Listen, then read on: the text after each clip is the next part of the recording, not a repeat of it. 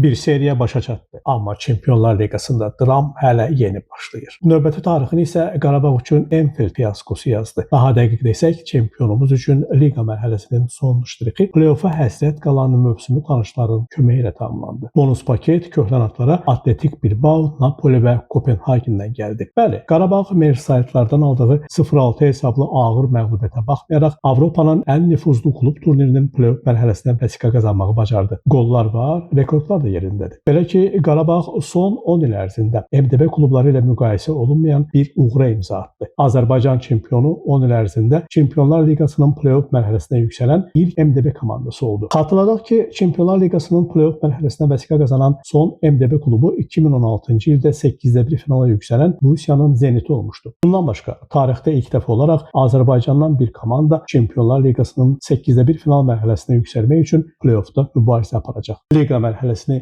22-ci pillədə başa vuran Ağdam təmsilçisinin play-offdakı rəqibi yanvarın 30-da keçiriləcək püşk atmadan sonra bəlli olacaq. Gör püşk Qarabağı ya PSG ya da Newcastle United-lə üz-üzə qoya bilər. Qeyd edək ki, Çempionlar Liqasının play-off mərhələsinin oyunları fevralın 17-si 18-də və 24-ü 25-də keçiriləcək. Namiq Abbasov, Today Press TV.